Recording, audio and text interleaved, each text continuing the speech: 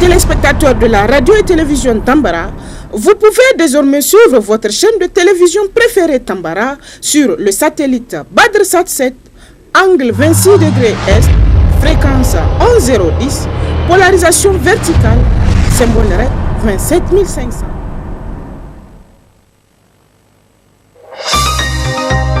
Suivez le journal avec STM Transport Voyageurs, une nouvelle façon de voyager.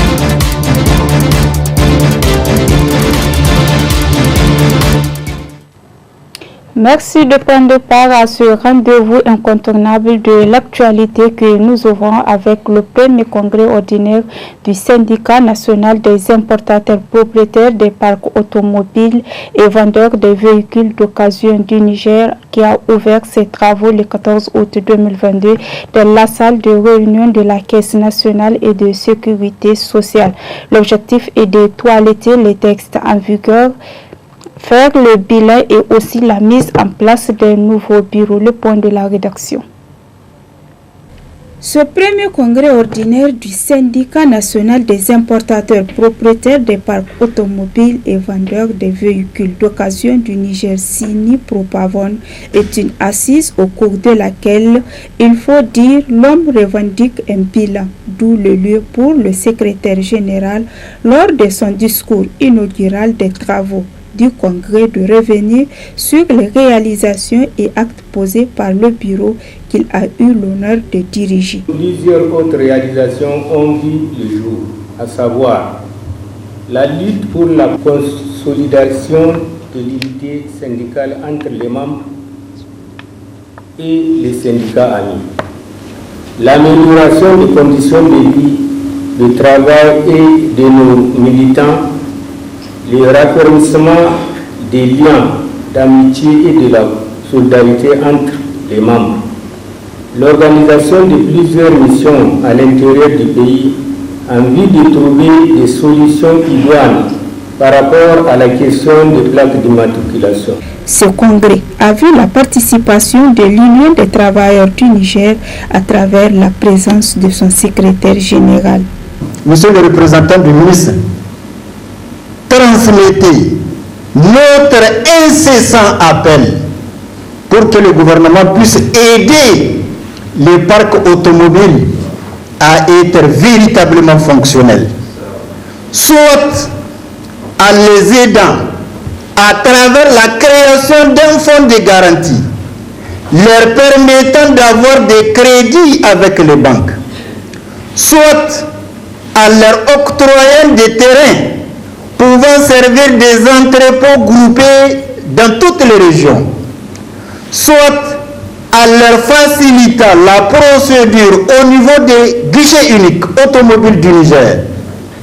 Le guichet unique du Niger à l'ère de mondialisation, enjeux et perspectives, thème de ce premier congrès ordinaire n'est pas un fait de hasard, selon le directeur général de la circulation routière, représentant le ministère des Transports.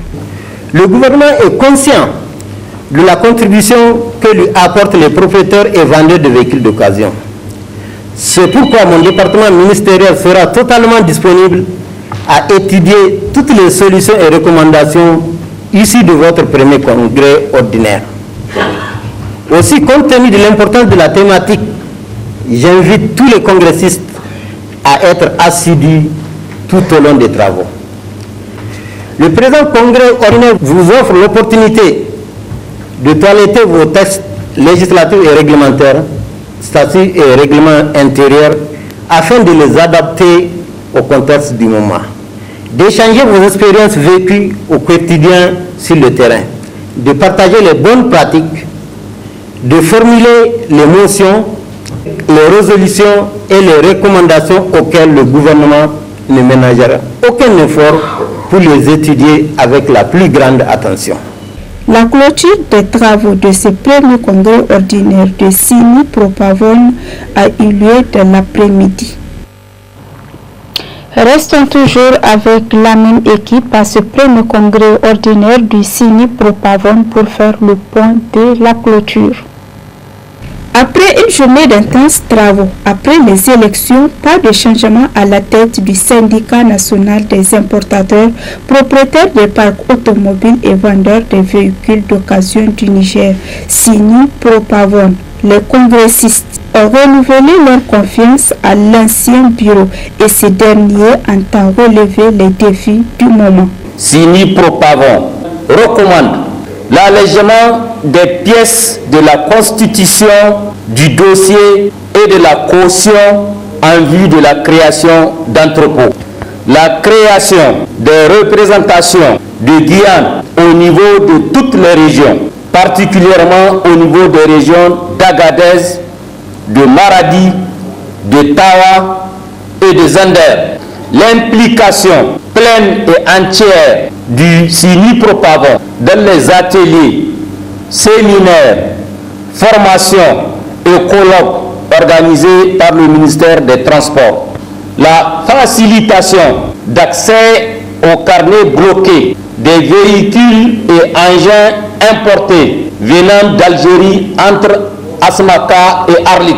Le renforcement de la collaboration entre les importateurs, propriétaires et vendeurs des véhicules d'occasion de la région d'Agadez et l'administration douanière de la dite région. Les résolutions réaffirment l'affiliation du syndicat national des importateurs, propriétaires des parcs automobiles et vendeurs des véhicules d'occasion tenu à Niamey le 14 août 2022 à compter de ce jour à l'Union démocratique des travailleurs du Niger, UDTN. Exhorte le BEN CINI Propavone à promouvoir la formation politique et syndicale. Engage le BEN CINI Propavone à prôner pour l'exercice d'un syndicalisme de participation responsable, lutter efficacement contre les abus et le passe-droit, mener un lobbying et plaidoyer efficace auprès de l'administration douanière afin de lever le blocage sans motif valable des carnets des véhicules et engins importés. Veiller au bon fonctionnement du guichet unique automobile du Niger-Guyane. Présent aussi à la clôture, le directeur général de la circulation routière réitère l'engagement des autorités pour accompagner. Je réaffirme au tout nouveau bureau la totale disponibilité de nos services à vous recevoir chaque fois que besoin se fera. C'est pourquoi nos portes sont grandement ouvertes pour recevoir les préoccupations des partenaires sociaux relevant de notre département ministériel afin d'échanger dans un cadre convivial et de trouver des solutions idoines. Bon vent à ce nouveau bureau réuni pour son courage et le travail abattu pour un mandat de 4 ans. Suite à l'augmentation du prix du gasoil à la pompe décidée par le gouvernement le 1er août dernier, on constate ce dernier temps l'augmentation du prix des transports urbains à Niamey. Suivant un extrait de la réaction du président du mouvement pour la promotion de la citoyenneté responsable avant de le retrouver en partie magazine dans cette édition. Aujourd'hui, exactement 15 jours que nous subissons la nouvelle tarification des prix des hydrocarbures, notamment du gasoil, qui a augmenté de manière vertigineuse de 130 francs. Et comme nous l'avons dit, certainement que ça va avoir des influences négatives sur la vie de nos compatriotes. Beaucoup de produits et services vont connaître naturellement des changements des prix, tels que naturellement ce que vous venez d'indiquer, le prix des courses de transport, que ce soit en ville comme les transports interurbains. Il y a eu des conciliabules soi-disant entre le gouvernement et certains responsables des syndicats et certains opérateurs économiques, comme quoi ils ne vont pas changer de prix et ils ne vont pas faire la valse des étiquettes concernant les prix de certains des produits. Bon, la vérité est que sur le terrain, entre ce que le gouvernement promet, ce qu'il dit et ce qui se passe sur le terrain, c'est sans commune mesure. Et on ne peut pas, le gouvernement de son côté ne peut pas avoir décidé unilatéralement d'augmenter les prix comme ça, à sa manière, et se retrouver dans une situation où finalement on se retrouve avec des décisions unilatérales et vouloir que les gens lui vont le suivre comme ça. Chacun va essayer aussi de voir de son côté dans quelle mesure cette décision l'impacte, et puis ensuite en fonction de ça il prend bien entendu la décision. Voilà présent dans cette édition des bienfaits d'un précieux fruit consommé par la médecine traditionnelle. Il s'agit de Garcinia Cola. C'est un reportage réalisé par Amina Abdelmoumouni et Abdel Nasser Abdou.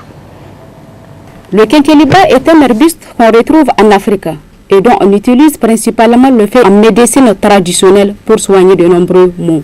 On consomme les feuilles de quinqueliba lors du petit déjeuner ou durant la rupture du jeûne de Ramadan, à la place du café ou du thé.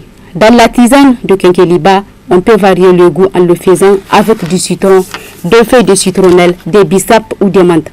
Ainsi, il est consommable par toute personne, sauf les femmes en état de grossesse qui doivent le consommer avec modération et vigilance. Le nutritionniste n'a pas manqué de souligner les vertus de cette plante. Parmi les vertus du quinqueliba, il y a les éléments nutritifs de type vitamine. Parmi les vitamines qu'on peut retrouver dans le quinqueliba, on a les vitamines, notamment la vitamine A, mais également la vitamine C. Maintenant, en plus de la vitamine A, de la vitamine C, on a d'autres éléments nutritifs qu'on retrouve dans le quinqueliba. C'est le cas des sels minéraux. Dans le groupe des sels minéraux, on peut citer notamment le fer, on peut également citer le calcium, on peut également citer le potassium, n'est-ce pas? Tous ces éléments nutritifs font que le quinqueliba a un rôle à jouer dans la prévention des maladies. Maintenant, en plus des vitamines et des sels minéraux, le rôle le plus important du quinqueliba est lié à la présence d'un certain nombre de substances qu'on appelle les phytomicronutriments. Et ces phytomicronutriments ont essentiellement un rôle, comme je l'ai dit, dans la prévention des maladies. Elles sont généralement séchées et attachées ensemble, en petits rouleaux, en sachets, en petits tas, en paquets. Souvent, on retrouve le quinqueliba en poudre sous forme de comprimés vendus sur les différents marchés et dans les pharmacies. muna kawo ta sassa na cikin garin nan ma da kuma gehe-gehen gari wannan. Je suis Nassirou Mahamadou, je suis vendeur de quinqueliba. Cela fait maintenant 3 ans et demi. Nous prévient aux alentours de la ville. Beaucoup de gens viennent en acheter à cause des maladies comme le paludisme et autres. Surtout en cette période de pluie, par jour j'ai fait une recette de 2000 à 3000 francs. Voire plus, cela dépend de la clientèle. On peut utiliser à tout moment. Je vends les quinqueliba sèches et frais. Danya da busassa. Wani lokaci mukan kawo danya in kuma ba ta saurin shiga ba har ta bushe, a hakan ake saida ta duka aikin daya ne. Il n'existe généralement pas d'effet secondaire après la consommation du quinqueliba. Il s'agit d'une plante sûre et bien tolérée. Il est souhaitable d'en consommer car c'est une plante pleine de vertus naturelles. L'usage des tenues traditionnelles au cours des cérémonies de mariage prend de plus en plus de l'ampleur au Niger. Une autre forme pour reprendre la culture nigérienne et la valoriser. Le reportage est signé Samira Mouni. Les week-ends riment avec les célébrations de mariage au Niger et surtout dans la capitale du Niamey. Ces derniers temps, l'on constate l'usage des tenues traditionnelles au cours de ces cérémonies. Auparavant, c'était l'utilisation seule des tenues modernes et même celles de culture des pays voisins. Mais de nos jours, la jeunesse nigérienne a pris conscience de la diversité culturelle du Niger, ce qui les a fait penser à ressortir la culture nigérienne. En effet, en prélude à la célébration du mariage, une fête culturelle est organisée. Au cours de cette fête culturelle, communément appelée Hana, célébrée 1 ou 2 jours avant la cérémonie du mariage, les jeunes filles, amies ou familles de la mariée, chacune utilise la tenue traditionnelle de sa région, de son ethnie, ou même faire ressortir la culture de l'autre, car le Niger est un pays de fraternité, toutes choses diversement appréciées par la population. Bon, si vraiment le gars ou les organisateurs sortent en tout cas la tenue de leur culture, de leur tradition, moi je ne peux dire que, en tout cas, que c'est une bonne chose. En tout cas, peut-être que nous allons dire que c'est mieux que en tout cas les uniformes. Parce que les uniformes, nous, les parents d'enfants, nous les uniformes nous dérangent beaucoup. Pourquoi? Parce que si vous avez aujourd'hui 4 à 5 filles, vous avez vu, maintenant c'est bientôt fin juillet, début août, et vous avez vu, les mariages, c'est leur apogée. Concernant la culture, le port de tenues culturelles, moi je suis un homme de culture, je ne ferai qu'en tout cas encourager les tenues traditionnelles. Si aujourd'hui nous arrivons à éliminer ou bien à modérer le port de vestes, de cravates, de souliers haut de gamme, ainsi de suite, qui coûterait peut-être le prix même de ne sais pas d'une moto ou d'une voiture, je pense que la tenue traditionnelle est la bienvenue, parce que si vous comprenez très bien, nous avons même un ministère de la culture depuis longtemps, jeunesse, sport et culture, et maintenant il y a un ministère propre de la culture, et nous avons aussi ce qu'on appelle en politique la renaissance culturelle acte 3.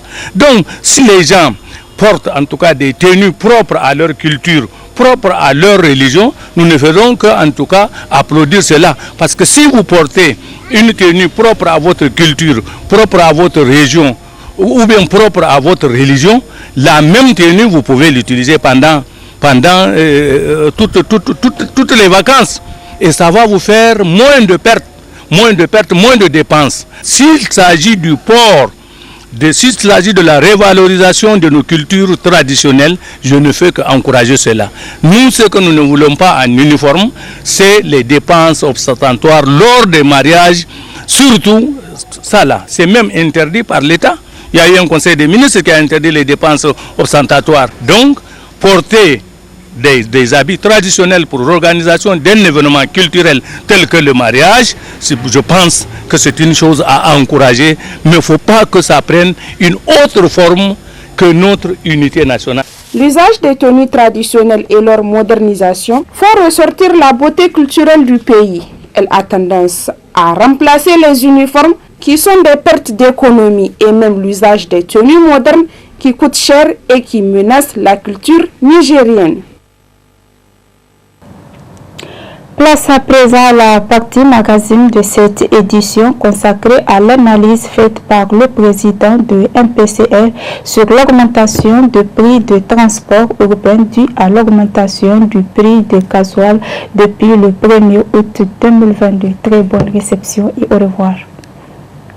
Le gouvernement ne peut pas décider unilatéralement d'augmenter les prix comme ça, à sa manière, et se retrouver dans une situation où finalement on se retrouve avec des décisions unilatérales et vouloir que les gens lui vont le suivre comme ça. Chacun va essayer aussi de voir de son côté dans quelle mesure cette décision l'impacte, et puis ensuite en fonction de ça il prend bien entendu la décision qui s'impose. On a vu, et les gens ont fait leur fameux protocole pour lesquels nous avons dit sans embâche que des associations de consommateurs dont on parle, nous n'y sommes pas, et ceux qu'on a associés, ça n'engage que.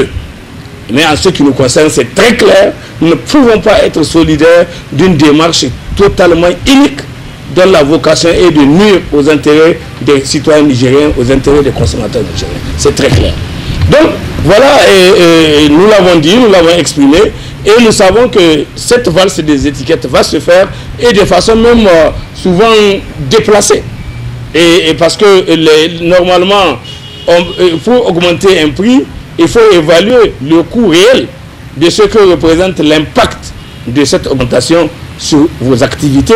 Et vous faites, même s'il y a une répercussion, ça ne peut pas être une répercussion qui va faire naître une augmentation chez vous des prix débordants. Comme ça a été dans certains cas, vous avez entendu, certains sont passés de 100 francs à 125 francs et pour le prix de leur d'arrêt, ceux qui vendent le lait. D'autres ont augmenté le prix de transport de 20%. Et pour l'exemple de la course de Niamey à Dosso, qui passe de 2500 à 3000 francs, et d'autres ont augmenté un peu moins de 20%, Niamey-Zander, qui passe de 14 000 francs et à 15 500, et ainsi de suite. Donc, c'est clair. Ici en ville, la course de taxi, il y a une mutation. Les gens ont changé, ils sont en train de changer de deux façons. Il y a un changement qui concerne directement le prix de la course et un changement qui concerne le nombre de courses, c'est-à-dire la distance. Et c'est ça que souvent les gens ne comprennent pas. Ici dans ce pays, ce que les gens ont fait, ils ont fait des augmentations par la diminution de la quantité et des augmentations par la démultiplication des courses.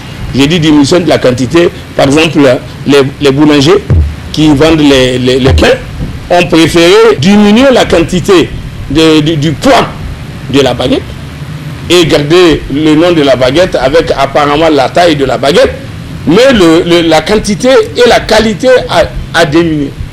Et donc c'est une forme d'augmentation parce que ça impacte la qualité et aussi la quantité du produit. Donc c'est tout ça là aujourd'hui mis ensemble qui explique la nature des problèmes que cette mesure unique du gouvernement a engendré. Le gouvernement en parlant, en agissant, en disant que il n'a qu'un regard des étrangers qui viennent chez nous acheter du carburant et pour ça il faut qu'il augmente le prix, mais il a oublié que c'est tout un peuple, tout entier qui est concerné par l'augmentation d'emblée, parce qu'il n'a pas fait une augmentation spécifique pour les étrangers et un prix spécifique pour les Nigériens. Et c'est les Nigériens qui subissent dans leur ensemble l'augmentation, plus les quelques étrangers qui arrivent chez nous et qui retrouvent ce prix augmenté de façon unique. Donc c'est pour dire les bruits que nous avons entendus les gens faire, ou les arguments tirés par les cheveux que nous avons entendus les gens développer, et que ce soit à la télévision nationale, le ministre ou le directeur des hydrocarbures ou d'autres personnes qui se sont mis à trouver des arguments fallacieux pour justifier cette décision unique, avec même une répercussion qui est encore plus catastrophique, parce que l'usage même des retombées de cet argent n'a pas été prévu pour être sincère, pour être honnête, pour être en faveur des populations. C'est un usage qu'on a dit, c'est pour sauver la SONIDEP et sauver la SORAS, alors que la SONIDEP et la SORAS, en tant que telles, n'ont pas ce problème. S'ils ont un problème, c'est autre chose que le différentiel de prix. C'est autre chose que le bas prix. Ça n'a rien à voir. Ils vendent un produit, ils l'achètent, ils le vendent et ils ne le vendent pas en dessous du prix d'achat. Et il répercute toutes les taxes que l'État a décidé de mettre sur le litre du carburant, sauf pour ceux qui sont exonérés, comme la Nigélec, dont les produits ne subissent pas certaines taxes qui sont prévues. Et évidemment, donc ça permet à la Nigélec de pouvoir disposer du produit un peu moins cher par rapport au prix coûtant si d'aventure on avait appliqué toutes les taxes qui sont envisagées par l'État. Donc, si le prix des carburants augmente directement, ce sont les conducteurs qui sont impactés. Au lieu de dire, bon, on a augmenté, ça fait 6 francs, ça fait 10 francs d'augmentation par passager transporté, mais nous décidons d'augmenter 50 francs ou d'augmenter 25 francs. Bon, en le faisant, c'est un abus. Mais ils font l'abus parce qu'ils ont vu que même le gouvernement se comporte de la sorte. Le gouvernement qui devait être le gage de la protection de la population, parce que ce n'est même pas nous en tant qu'association de consommateurs qui devons être les protecteurs des consommateurs, c'est l'État, c'est-à-dire le gouvernement qui doit être le premier protecteur de la population. Et c'est lui qui doit éviter, par les décisions qu'il prend et par les décisions que peuvent prendre d'autres opérateurs économiques privés sur le marché, qu'il veille à ce que les intérêts supérieurs de la population puissent être protégés pour que la population puisse disposer des produits, des biens et services de qualité qui seront mis sur le marché à des prix raisonnables. Bon, maintenant, le gouvernement a décidé ça. Il a dit qu'il s'assure. Maintenant, il reste la population. Moi, je pense que le gouvernement a lancé un défi à la population. Et c'est à la population de savoir se donner les moyens de relever le défi si elle considère qu'il y a un problème.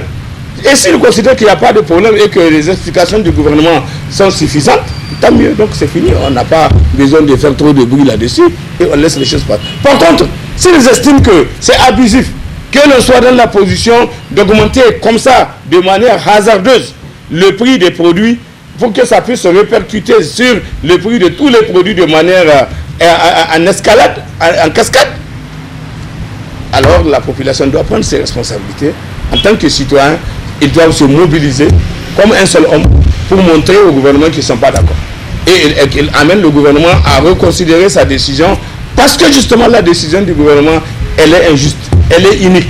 La décision du gouvernement, surtout quand le gouvernement dit qu'il augmente le prix du carburant et du gasoil, parce qu'il veut utiliser le prix de l'augmentation pour subventionner le gaz ou subventionner l'électricité. Ça, c'est un argument qui ne tient pas la route. Subventionner le gaz par rapport à quoi? Déjà, le gaz, nous vous l'avons dit, le gaz est un gaz qui est en train d'être vendu de manière abusive par les amplisseurs qui sont en train de se la couler douce.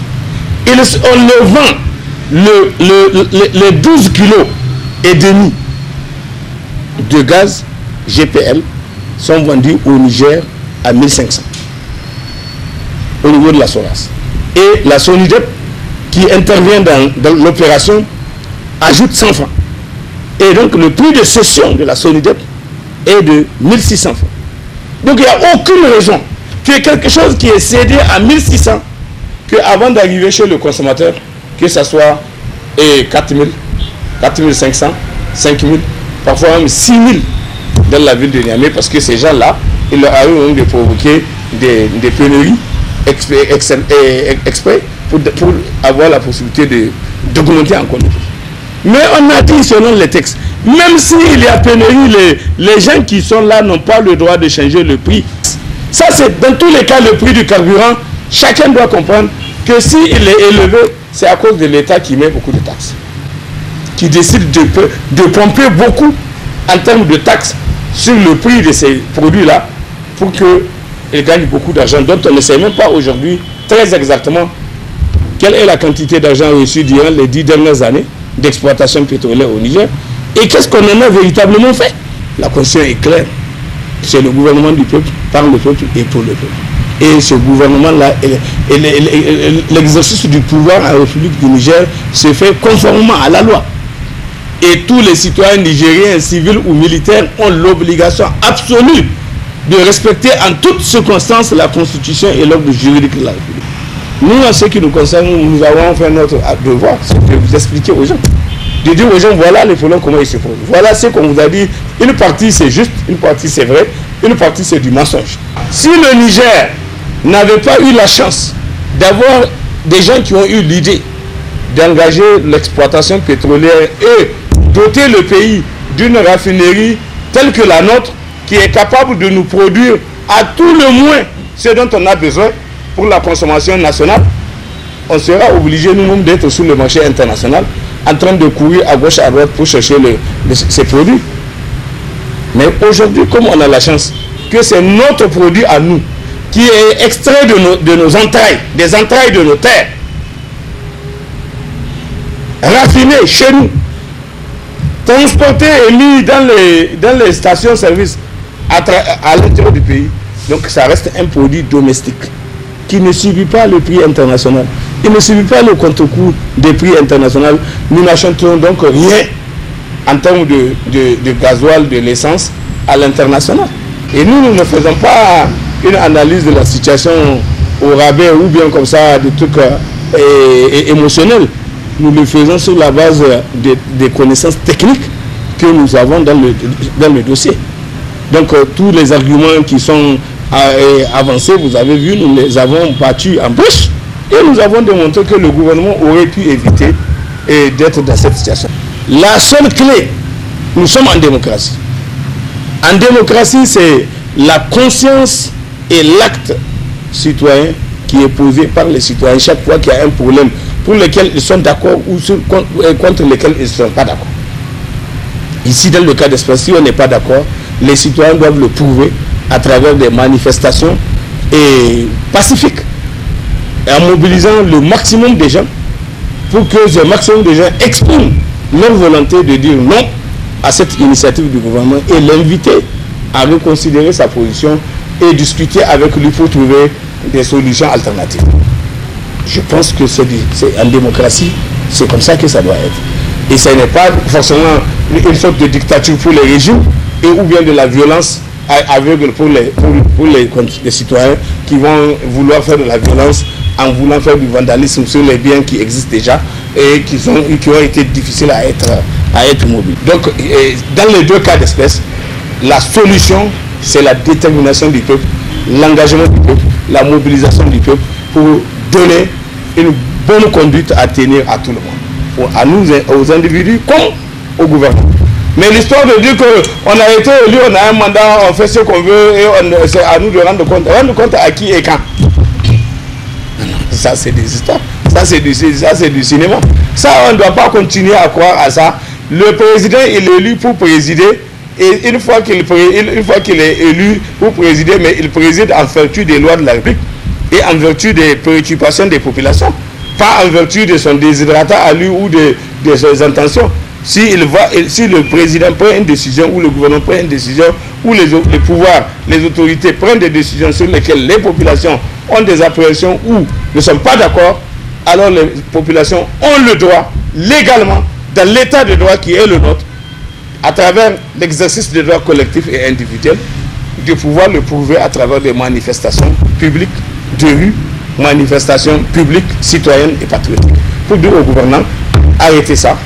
Mais quelqu'un ne peut pas imaginer que juste parce qu'il a été élu, donc il devient l'homme qui comprend tout, qui connaît tout, qui sait tout et qui imposera sa volonté à tout un peuple. Non, ce n'est pas la démocratie en ce moment. En ce moment, ça deviendra de la dictature et du despotisme. Et nous sommes élevés pour lutter contre la dictature et contre le despotisme et pour pouvoir vivre en démocratie libre, en citoyen libre, dans un état de droit qui nous garantit la liberté, la justice, l'égalité, la dignité, le bien-être et la sûreté comme valeur fondamentale de notre.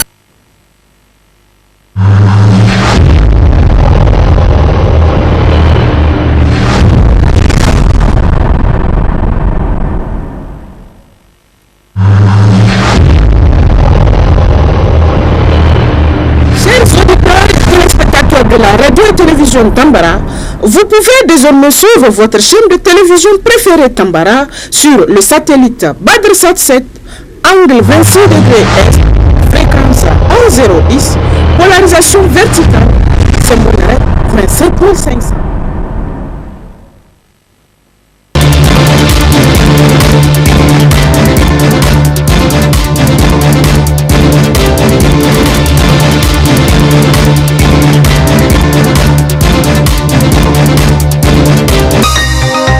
Ce journal vous a été présenté par STM Transport Voyageurs. Une nouvelle façon de voyager.